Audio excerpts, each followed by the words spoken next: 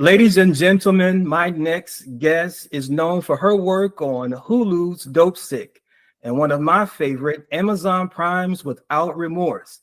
She's worked with some of Hollywood's heavy hitters such as Michael Keaton, Rosario Dawson, Bruce Dern, Tegan Burns, Keith David, Michelle Williams, Michael B. Jordan, and Olivia Munn. She's an entrepreneur and one of the most humblest souls I have been blessed to ever work with. Ladies and gentlemen, I give you guys Elizabeth Paschall. Hi, guys. Elizabeth, before I get started, did I butcher your last name or did I get it right? Paschall. Paschall. Yeah. I tried. It's all good. It's all good.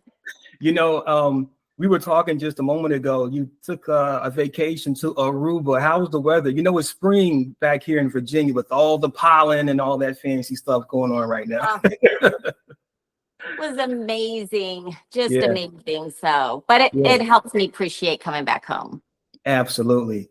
Coming back home. Let's start there. Tell us where you were born and raised. So I was actually born in Fort Worth, Texas at Carswell Air Force Base. But a few months after I was born, my dad was in the military. So we moved to Guam, spent the first 7 years of my life in Guam, and then moved back to Texas for 6 months. But then I grew up my whole childhood in California. So it's kind of like, am I from where I was born or am I from where I grew up? So I say where I grew up because that's where I lived the longest. Understood. So I hear Texas, I hear California. Mm-hmm. Wow, that's amazing.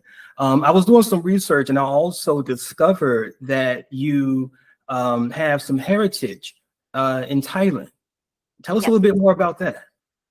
So my father was in the Air Force and he was a young airman. I think he was 20 when he had married my mother, met her when he was stationed overseas, and then came to the States. I think about like a year or two later, I came to the world. So my mother and her sister, she's got 2 sisters, they had moved to America too, but I do have some cousins, some distant cousins, and I do have an aunt and an uncle that still live in her village outside of Bangkok. So really? Yeah. Wow. Have you had a chance to visit Bangkok? I went back in 2009 and then I was supposed to go 2020, but as we all know, 2020 took a hit on everyone. So unfortunately, I haven't been able to go visit since because it's like a 21-hour flight. Wow. Total. Yeah. So it's a pretty brutal flight, but I'll get back there one day. Yeah, absolutely. So let me take it back just a few moments. So you have a father who's in the military and you have a mother, you know, and you guys are pretty much, you know, having the heritage of Thailand attached to that. Tell me, what was that like being a military kid and having that ancestry and coming to a, you know, the You States? know, it was hard because I grew up with a half sister, and she's full Thai. We have different fathers. I've got 2 sisters, and I was the one that was half Thai, half American. So I really didn't understand some of the struggles that my mother and my sisters have gone through growing up. As I'm older, I can completely understand it, but I think the struggle was trying to identify as either, am I American? Am I Asian? Because I never fit in with we'd go to the functions for the Asian parties, my mother's friends, and, some of the kids would say, you don't belong here. You're not Thai. And then not relating to the American kids. So that was kind of challenging. And I probably didn't get to grasp it all until my early 30s. And then just trying to kind of find yourself as it is. But growing up in the military, it wasn't as bad as, say, I grew up like in Vermont or so, so you are around other kids that have multicultural parents and so forth. So I don't think it was as bad as it, because I think there were other kids that were in the same boat as I was. Yeah. So. Wow. Yeah. Seeing your mother work as hard as she did growing up, what were some of the lessons that you learned seeing that and witnessing that firsthand? So I saw my mother work very like brutal jobs. I was a bagger in the commissary. That was my job. She was a bagger. I've seen her do housekeeping. The culture in Thailand is so much different. Back when she was younger, when you were 12, it was like, okay, you're old enough to go and work and take care of the family.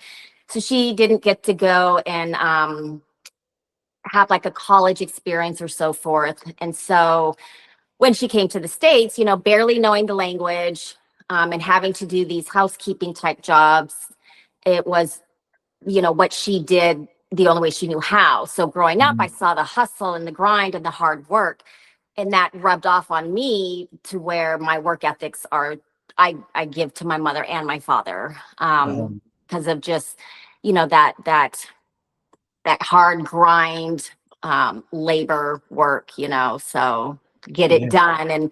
And then, she always held us accountable, never no excuses. And, being sick or whatever, it was like, if you have a headache, you still get up and you still go do your job, Mhm. so. Yeah.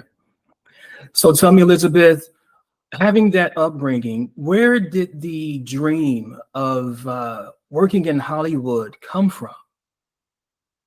Ironically, my mother's oldest sister, my Aunt Jan, was a hairstylist. She graduated cosmetology school in Thailand. And then when she came to the States, she opened her own salon. And I remember visiting, as a little girl, summer visits to go visit her.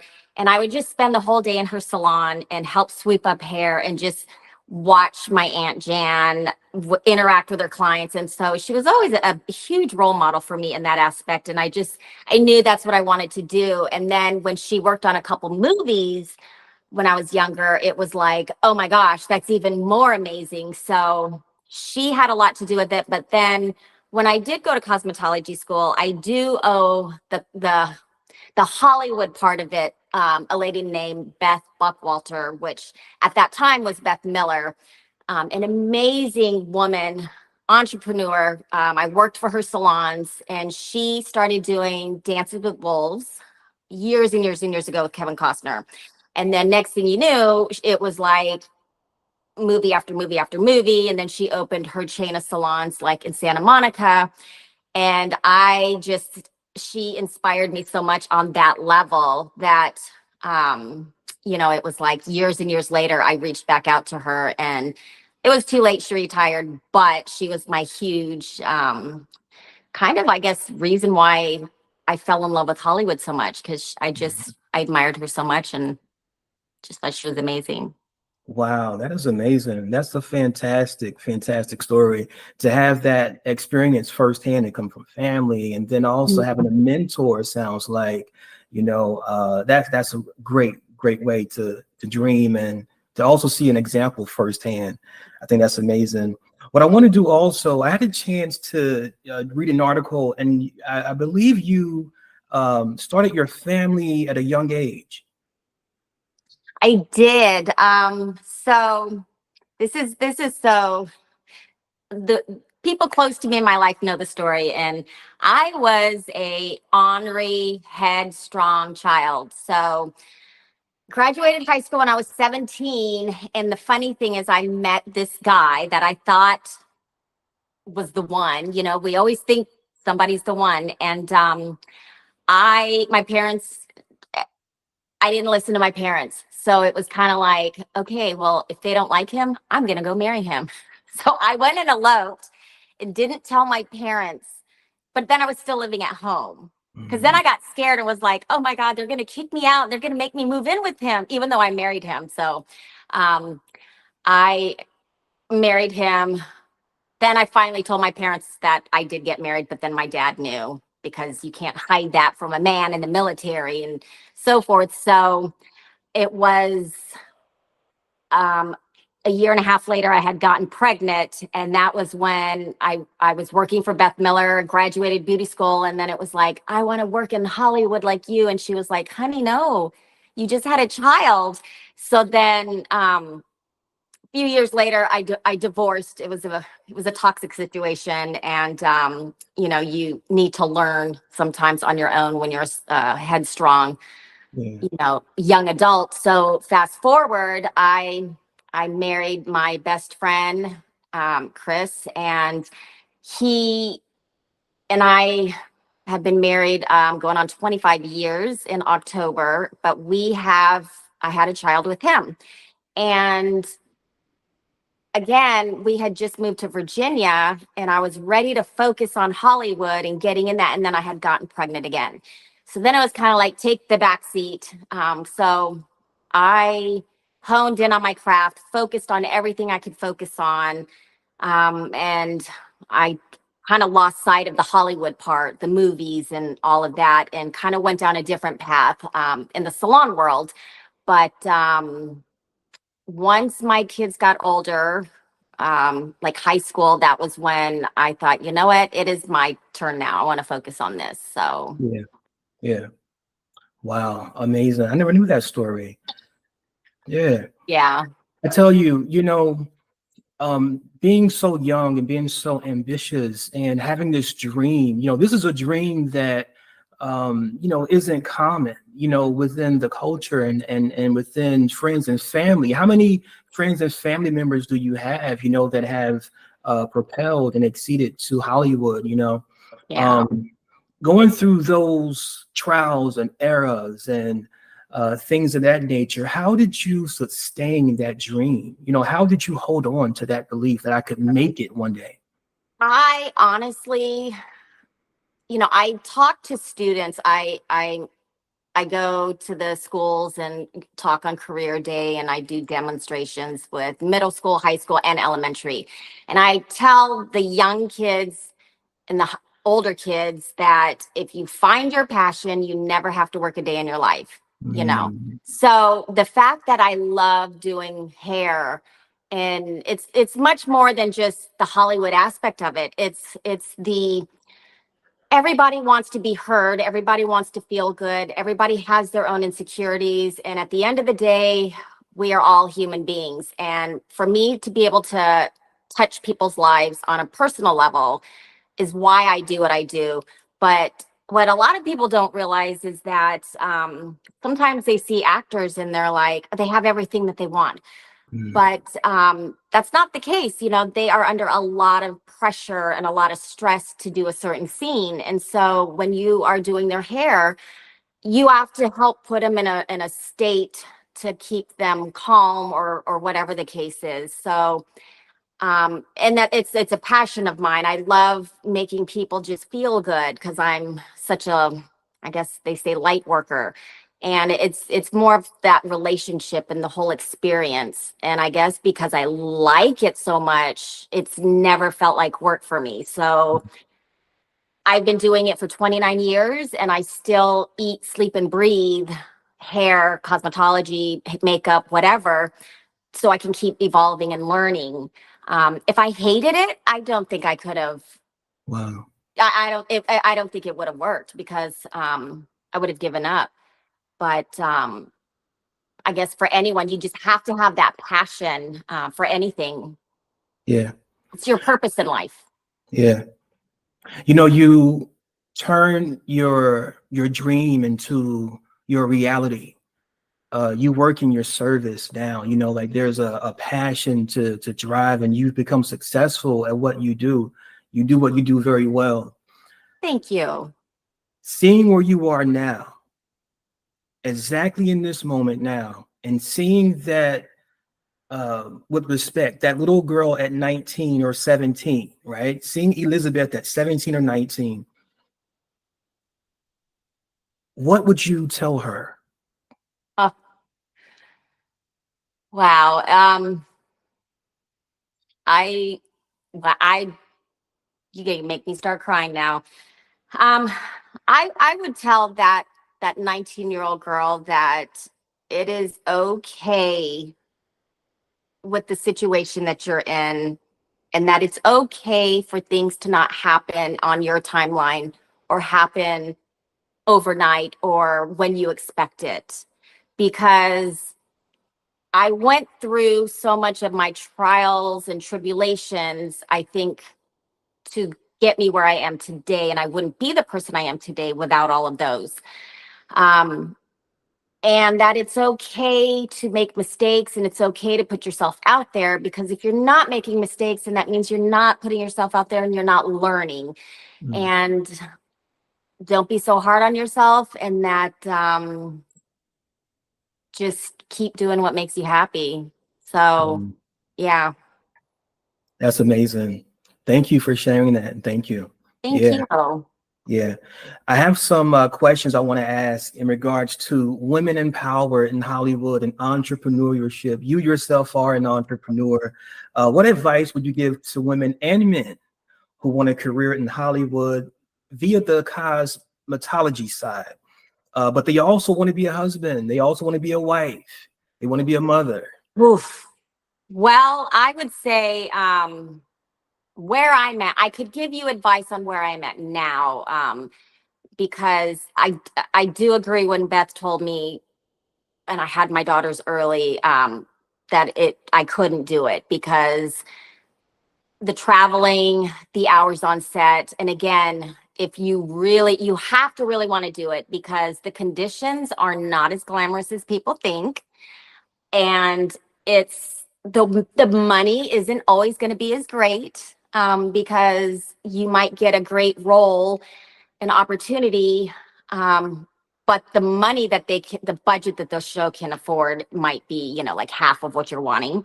And then to make sure that you have a good support system, because I definitely couldn't do it without my husband's help. You can't if you have a family or a significant other one. I think if you are single, and especially men out there that are interested, it's a great way to meet people, and it's wonderful because my analogy of working on set or on a movie or a show is the closest thing I could compare being into the military, because of the camaraderie and everybody working on one common goal, and it's the chain of command, but it's that whole team effort coming together to create something, and it's the camaraderie that I really enjoy. But I have met so many people on set that are complaining, and they just complain all the time. And I'm like, you know what? There are people that would kill to be where you are and would be doing it for half the price, or for free, or whatever the case is. So just make sure that is something you really want to do, because the grass is not always greener on the other side, but it's greener where you water it. So yes, the water isn't always greener on the other side. It's greener where you water it. Yes, I'm gonna use that one. I gotta hold on to that one. Yeah, I'm gonna tweet that. Hollywood's a tough industry. It's a tough industry. What can those who are interested do now to prepare themselves for the toughness of Hollywood? Ooh, so first of all, you have to figure out what state you live in. If you live in LA, New York, New Orleans, Atlanta, that's a lot more resources at your disposal.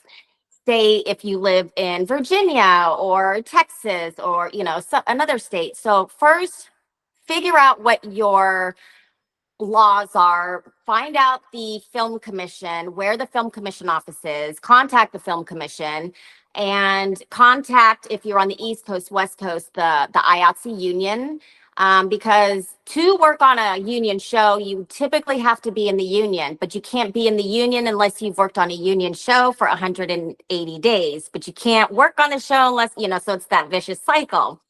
So then that's where you would do volunteer stuff. So that's where contacting your film commission, where they've got lists of, say, student films, looking for this person, that person. I didn't know anybody, and I reached out to all the casting agents, because I thought, okay, casting agencies are going to be casting actors for shows, commercials. Well, they must know of something coming in. So somehow I can get my way in find someone to give my resume. So contact casting agencies, and then it's all networking. It's like anything in life, there's politics and it's who you know, but it definitely can be done. But it's understanding, the laws, and especially union rules and regulations for that specific state. But get every book out there as possible so you can understand the set lingo. It's a whole different verbiage, instead of saying, oh, I got to go to the bathroom. It's like, hey, 10-1, that means you got to go pee, so it's also understanding like set etiquette and understanding how set life does work, because there is a protocol when you work on set. You can't just go and do certain things, and so you kind of need to understand all that as well. So there was a quote, I don't remember who, it was just the main part I remembered said, in order to be successful at anything in life, you must know everything inside, outside, backwards, front and back about that specific. So if that's what you want to do, you're going to focus and learn everything about film as you can. If you're not interested in film and you want to just focus on hairstylists and working for a company, you're going to do all that education and et cetera, et cetera. So pretty much just fill your head with as much knowledge and network and go out for it, because it's not going to land on your lap. But once you start putting your head out there and you start looking online, putting your name out there, you'd be surprised how things start shifting and kind of coming your way. Yeah, very true. I had a chance to meet Elizabeth working on the film, The Gateway, in Norfolk. They shot the most of it in Norfolk, Virginia. And speaking in regards to set etiquette, now prior to The Gateway, I did work on some TV, but it was more so studio, and things of that nature. But working on my very first feature film as a production assistant, learning that set etiquette is the truth. Like the assistant director would yell, roll and sound and quiet, and it's like, you mean, and like the scene was so quiet, like I would be afraid to take a step. Yeah. Set God etiquette forbid is if you sneeze or anything else, because it definitely. But that's the thing, and I enjoyed working with you, and some of the dynamics you can see people, like anything, that don't enjoy their job. And those are the ones we stay away from. But it's the people that are happy and appreciative and they enjoy it. And I still will try to ask as much questions, even like on set. Just, I don't know all the verbiage. I didn't go to film school, but I still like to learn about it. And I had a great time. And Olivia she was just so sweet as pie and stunning in person, right? I was like, oh my gosh, she's so stunning in person, prettier in person. So yeah. Olivia Munn is the humblest. I'm telling you, the sweetest of, funny story. So we were in between sets and filming, and there was a trailer. Like, remember the trailer that they had on set? And so, yeah. And so I wanted to see what the inside of the trailer looked like, right? So, everybody's, on break, and we're, just chilling. And so I wanted to get some footage for Snapchat, right, of inside of the trailer. So I go inside the trailer, I got my phone, and I'm just straight capping, like just, like this, And so I go on the trailer, and it is decked out, leather interior, it's really nice. They got the AC blowing because it was hot outside, and it was just really, really, decked out. And so I put my phone down and I look up, and guess who's in the back of the trailer? Olivia. It was hers. I had no idea Olivia Munn was on the trailer. And so she's like, oh no, you're cool. And she went back to text or whatever. Yeah. Oh, that was great. That was hilarious. Yeah. And I want to send out prayers, and also let her know that we are backing her and supporting her during this time as well. Absolutely. She is a soldier. She's a superhero in real life. And we will see you continue to be strong, Olivia. So our hearts go out. Prayers go out as well. Absolutely. I want to talk about some beauty tips. I want to Okay. break this uh, colloquialism, this idea that men shouldn't be, like they shouldn't have like beauty tips and Oh, and men need routines, beauty tips. Yes. right? Right. So, tell me how important it is for a man to have a beauty routine to take care of that skin and hair. So it I like to explain it as not so much a beauty tip, but a lifestyle. Mm, So every man, I don't care if you are David Beckham or if you're Michael B. Jordan or Bruce Stern or Arnold Schwarzenegger of all ages, you should always have a facial cleanser. And I'm not talking about soap like Irish Spring, but a facial cleaner. So you always want to clean your face because your face is different than the rest of your body. You want to follow the same procedure: cleanse, tone, moisturize. So you would cleanse your skin. Typically, you would tone it with a toner. Most men aren't going to do that. So at least moisturize. Any kind of a moisturizer with SPF in it, because even though the sun is not out, you still want to make sure that you're protecting it. Even if you've got a tan skin or you don't burn or anything like that, you still want to protect your skin, especially from like free radicals and UVA, UVB sun rays. Also, it's okay to, I feel like, use chapstick. Sometimes a tinted chapstick is going to give you a little bit of zhuzh, but I'm a huge, I kind of want to say like maybe gatekeeping, but I'd like to explain tinting your eyelashes is a huge game changer. So if you've ever seen an actor on a show and you're like, oh my God, he's so handsome. And then you see him again, say like on well, maybe like on like a paparazzi shot. And you're like, oh, he doesn't look like, I didn't think he'd look like that. Well, because people don't realize when they're on set, they're putting a little bit of concealer, they're putting a little bit of makeup. It's very subtle. And tinting your lashes, say if you have blue eyes or brown eyes, it really makes your eyes pop without having to make it look like you're wearing makeup. So that's something you would go to like a salon, spa, esthetician, etc. And then that way it lasts, a few months or so. And then you get a little bit of regrowth, they shed off, and then the new lashes come in, and then you're good to go. And wipe your hands clean, and then you don't have to worry about wearing, say, mascara. It gives you that fresh, young, youthful look. Because when we get older, we always say it's in their eyes. Your eyes look so youthful. So that's my little secret. So wow. Okay, I know there are levels to this because you're talking about getting lashes done, I'm right? saying tinting your lashes, not Tinted. adding fake. So getting them like colored, instead of wearing the mascara. So it's like tinting them, the existing lashes, not wearing fake lashes, but it's just coloring your existing lashes. Wow. Okay.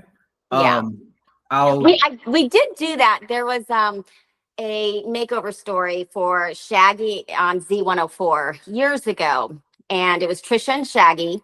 And one of the scenes, I was doing the makeup, and then we had a hairstylist, and then we had the esthetician. The esthetician actually colored Shaggy's eyelashes on the radio station, and his eyes were popping so blue. So wow. if we can ever find that, you could see like the difference. Wow, amazing. Amazing. Yeah, I had a chance to meet Shaggy as well years ago. Tell me how important it is to have organic materials such as lipstick for women and things like that. Based on this report I saw about how many women digest certain lipsticks and things like that over time. I feel honestly, this is my personal feeling on this.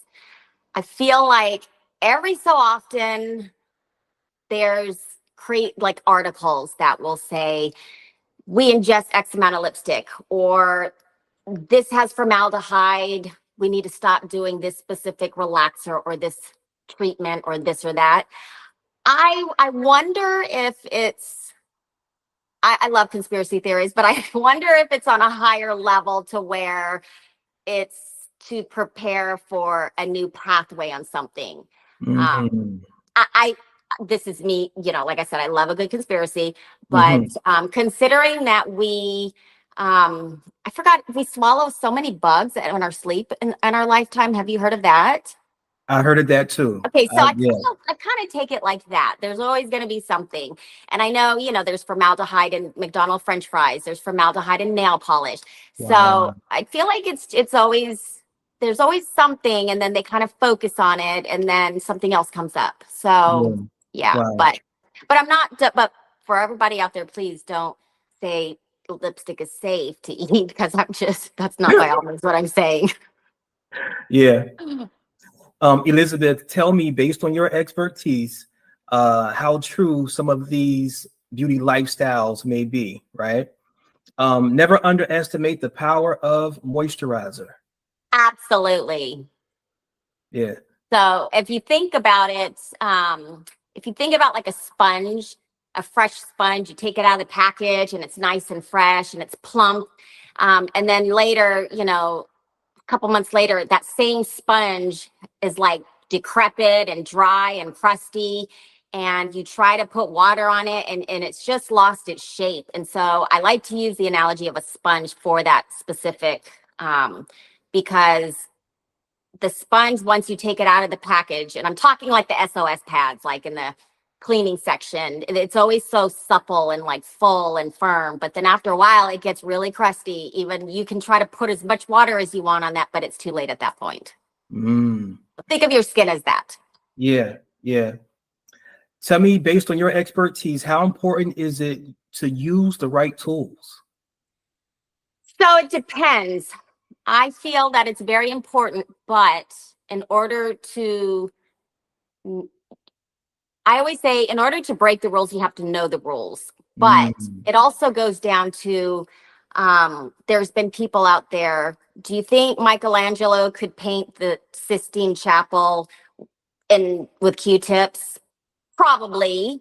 But could the average Joe Schmo down the street paint the Sistine Chapel with Mm. an amazing package of brushes? Probably not. So I'm on the fence with that one because I feel like it can go both ways.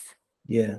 Very good. Tell me, based on your expertise, how important is it to choose the right cleanser? So for the right cleanser, I think it's so much more deeper than that because it also depends on, you know, it's not really black and white. It depends on the skin type, what you're cleansing, how you're cleansing it.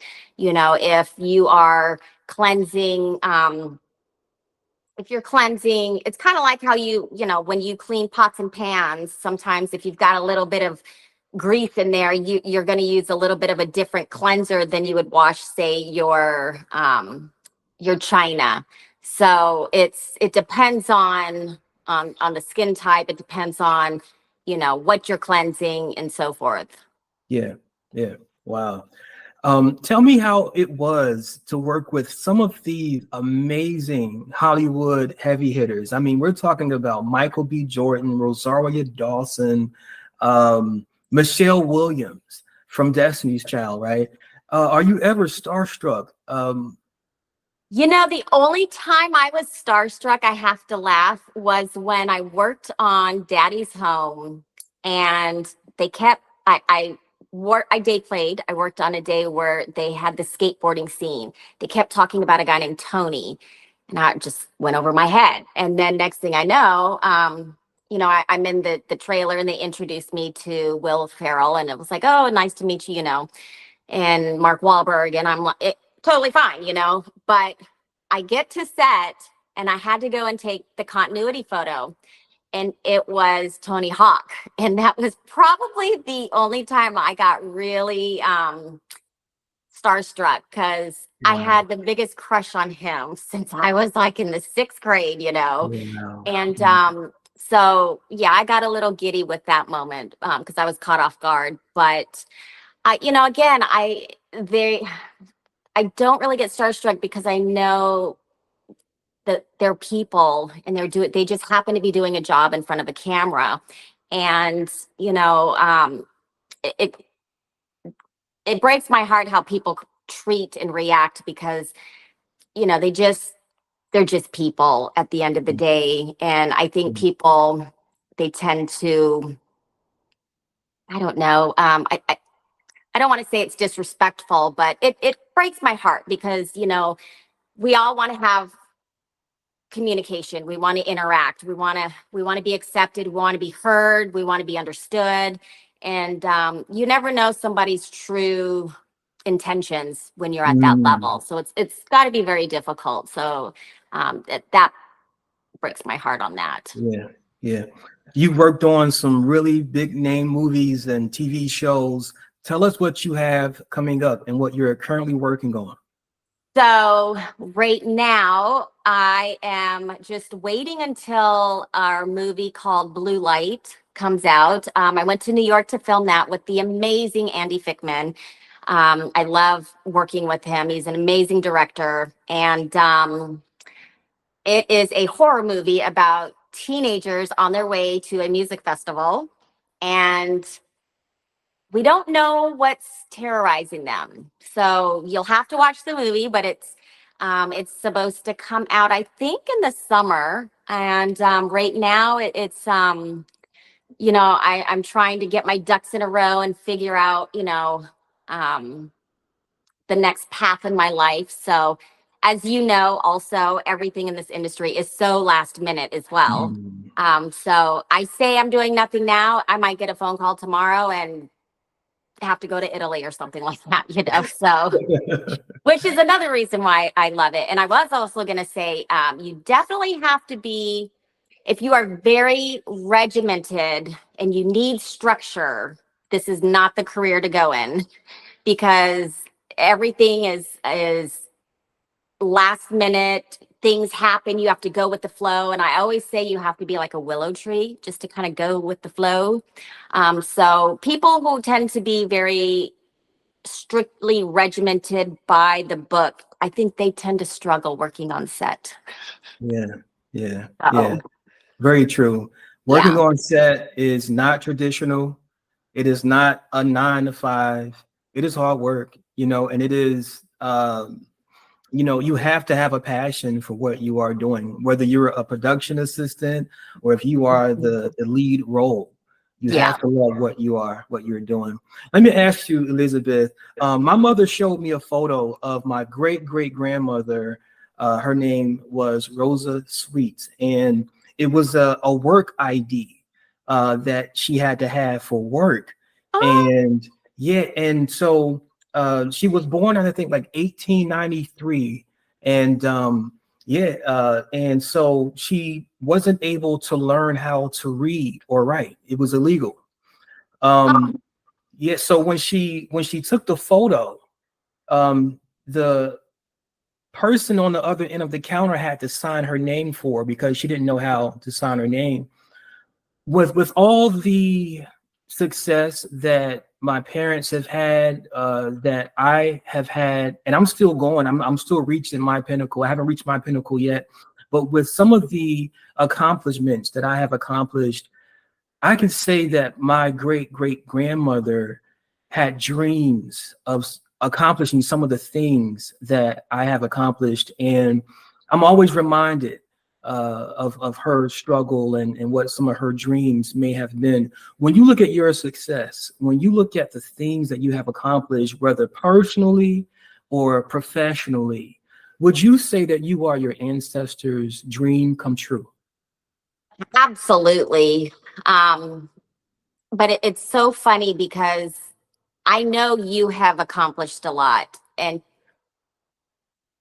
it's almost like I just spoke to um, an interview with a specific magazine, and I had to kind of give them the breakdown of my whole career. And I kept saying, like you, I'm still working on it. I'm still working on it. But then when I sat back and I really explained everything I've done, I thought, oh my God, I've done a lot of stuff. You don't realize it.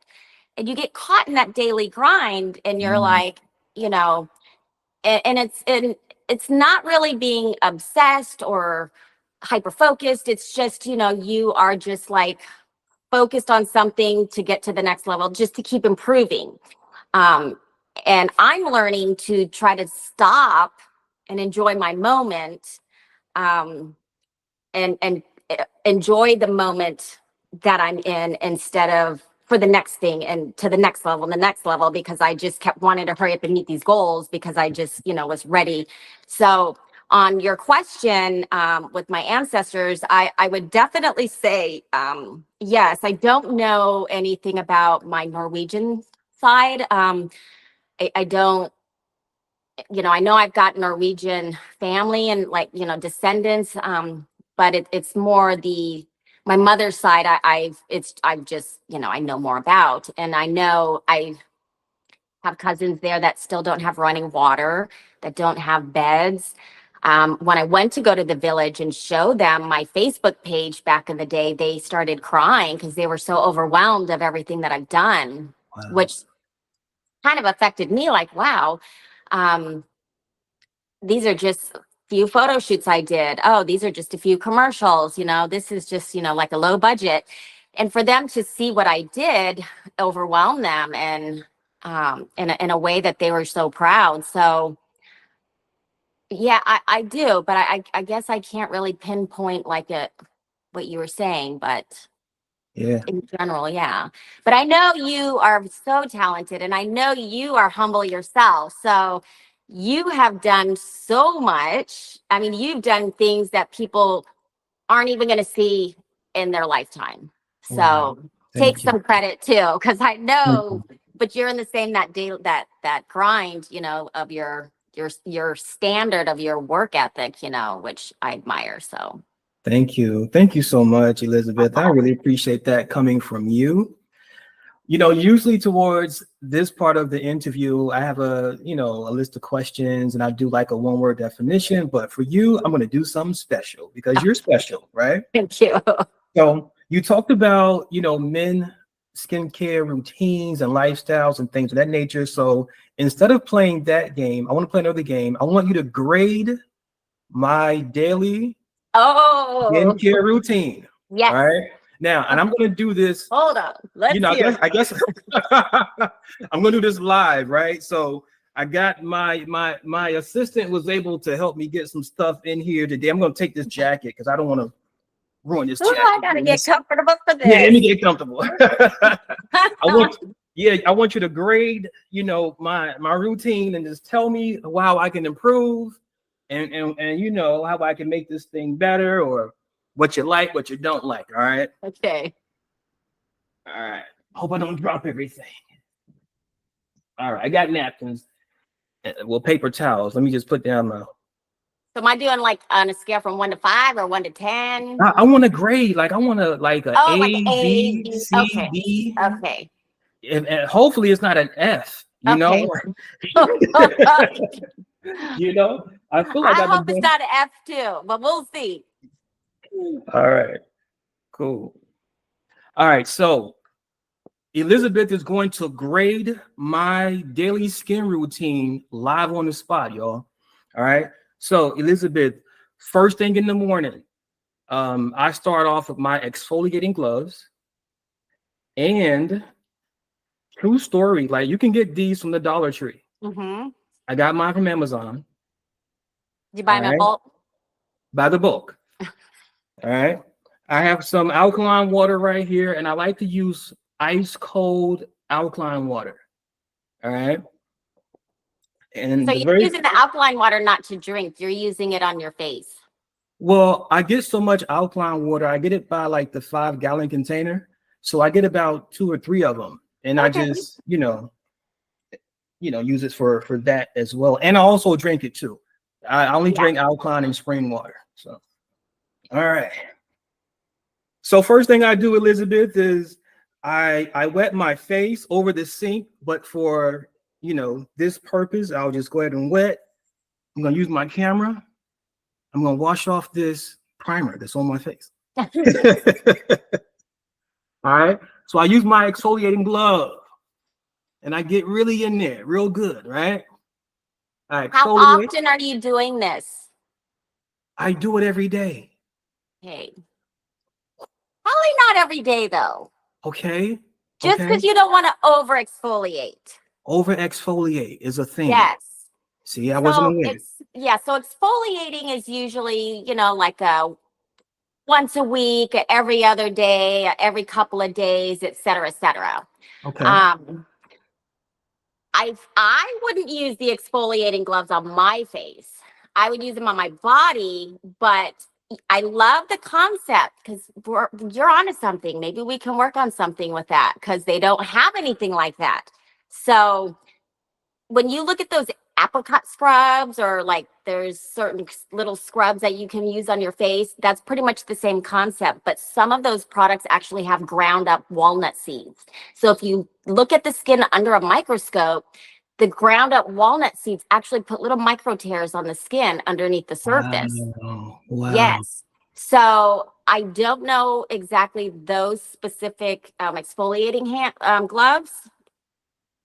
I don't think it would be as abrasive as the apricot scrubs or the seeds or the ground, but they do have like little beads that burst on the skin and they're not as abrasive. So I would leave the gloves to your arms, your back, your legs, and then find, like a nice exfoliant that you can use on your face, maybe on like a weekly basis. So don't exfoliate every day. No, yeah, you don't need to do it every day. Okay. Perfect. All right. So lesson learned moving forward, right? But I give So that an A for effort. okay. The next thing I do is I use a serum. Now, this serum is from a brand that I can't promote right now, but I will put the link in my bio if Elizabeth says it's a go. All right. Now, I will say that this serum is 20% vitamin C. It has retinol in it, argan oil, vitamin E, white jelly mushroom, witch hazel, and aloe vera. When are you putting this serum on? I like to put it on in the morning. Okay. Typically, if you use retinol or retin-A, you usually would want to use that, say, at nighttime. But I'm curious because typically retin-A or retinol is, some people can't handle it because it's a little bit abrasive for the skin. It's usually for more mature skin, and you want to follow with like a heavier moisturizer. But the fact that it has witch hazel in it, I'm very curious. I want to see what this product is because I'm fascinated by the ingredients and everything. But I always would recommend a retin-A type of a product that has that at nighttime. Because again, when you're sleeping and the cell turnover rate and all of that stuff, vitamin E, vitamin C, personally, I'm probably going to get prosecuted all over line but this is my opinion. I feel like it's a buzzword and it's just like, oh, we got vitamin E in this and we're just going to put it out there. I feel like it's just kind of like oh, this is in there, so it's fine. But I mean, yeah, they work. Vitamin C is good to use because it does kind of lighten the skin in that aspect. So if you've got like melasma, sun damage, splotchy, etc., vitamin C is going to even out that skin tone. So when you've got that on top of the retin-A or the retinol, and then the witch hazel, for some people that could be drying. So I'm curious. And then the cleanser that you're using when you're exfoliating, are you using a cleanser when you're doing that, or you're in the shower just using the sink with the alkaline water? Just over the sink, with the Okay. glove and cold water. So think about taking your car to a car wash and your car is very dirty. And let's say you go through the drive-through, but there's no soap, but you take a brush and you just put water on the brush and you move the dirt around. Imagine what that would do to I guess, to the car if you visualize it in that aspect. Understood. And then you move the dirt around, but you haven't really washed it off. So then you go on and then you put, say, like a polish car wax. Yeah. the car wax isn't going to be as, it's not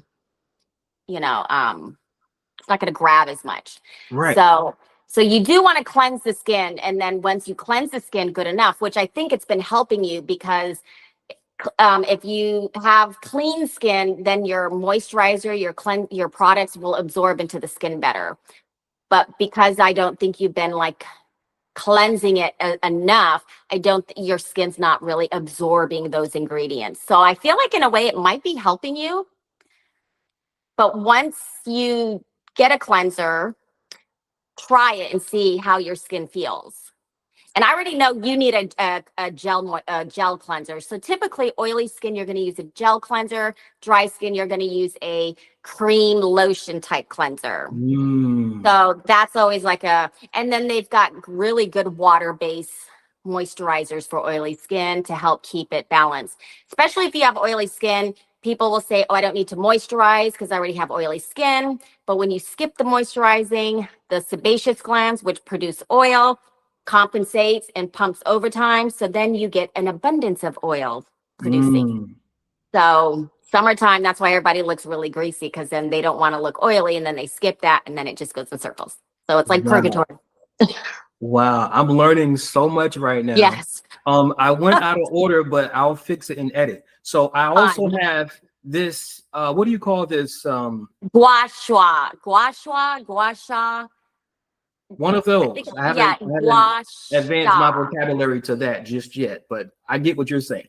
Oh, I love, so those feel so good. And it's been over, Asian communities, but the purpose is to drain the lymphatic drainage, in your lymph nodes. However, you could do the same thing with your fingers. But again, it's kind of a niche right now. That's been around for years and years and centuries. But right now it just, TikTok talks about it. So it's a big buzzword. And no, it's not going to make you get rid of your wrinkles, and it's not going to do this and that, but it's going to help feel good. And it does help the fascia muscle. The fascia muscle is the muscle underneath the skin. So it does feel good, but they say it's supposed to get rid of wrinkles, and it doesn't do that. You got to go see a doctor for that. So what direction do I go, front to back, or up and down? Both. So you're gonna go.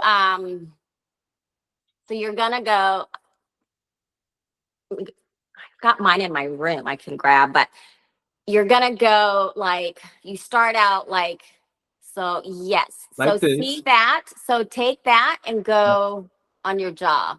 So right here. Yes. So do like that. But you want to hold a spot. So take your other finger and hold it, and you're gonna go like this. Oh, so you want to pull and hold it. Yes, you want to have a little tension. Okay. And then you go a few times. And then you would go under the eye.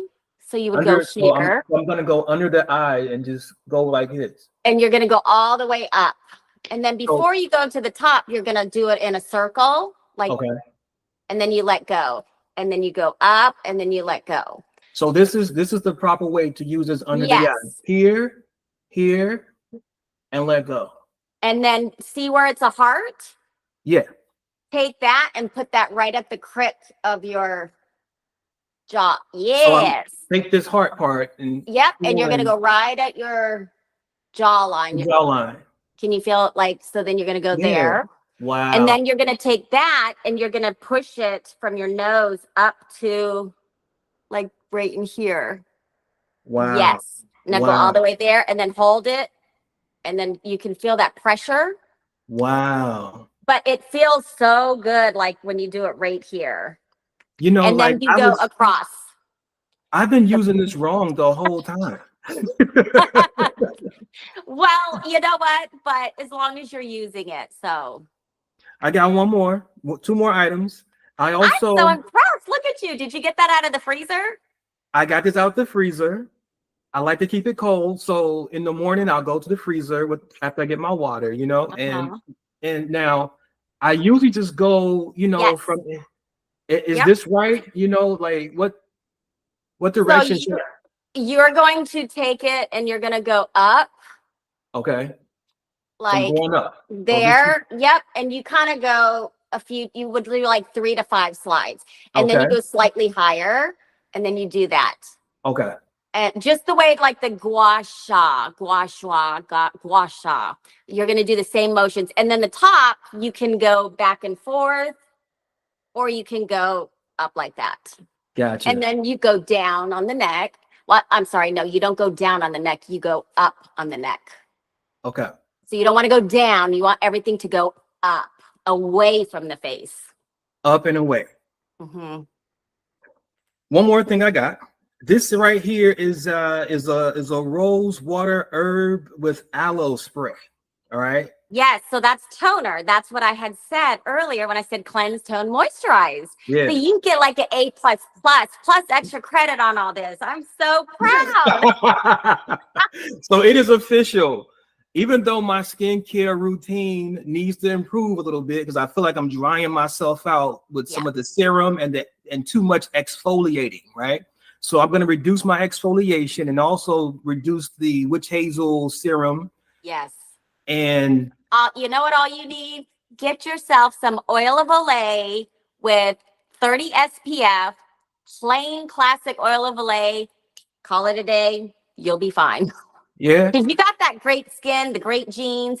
I just feel like you need a good moisturizer. We need to get you a good cleanser. I know that brand, but the toner, they've got a really good foaming cleanser. They've even got wonderful little like pimple patches like that you can like, it looks like calamine lotion. So if you have a blemish coming, you just dab it and it sucks all that out. So your blemish doesn't come out to the surface. Elizabeth, thank you so much. Listen, so before we got in here, I just want to make sure that my grade for my daily routine was a pass. It was a pass. I would say you got honors grades for AP class because I'm very impressed. Thank you so very much. It has been a pleasure, as always, to speak with you. Thank you for sharing your expertise. Thank you for sharing your past and your present. And I look forward to seeing you in the future with all of your success. You are resilient. You are talented. You are remarkable and phenomenal. And I'm so thankful that Chris allowed us to get together today and make this happen, because beside every great woman, there's a great man. And I thank you so very much. I look forward to talking to you soon. Yes. I got to follow up on that skincare. So you got to. Yeah, let's do that. Let's come together and look, we can, 50-50, we can work something out. Makeup on you then. Makeup on me? Yes, we can have guys. We could do a whole segment with makeup. Sign me up. Sign me up. Let's do it. Let's do it. I'm brave enough to do it. Sounds good. Thank you for having me. Thank you so very much.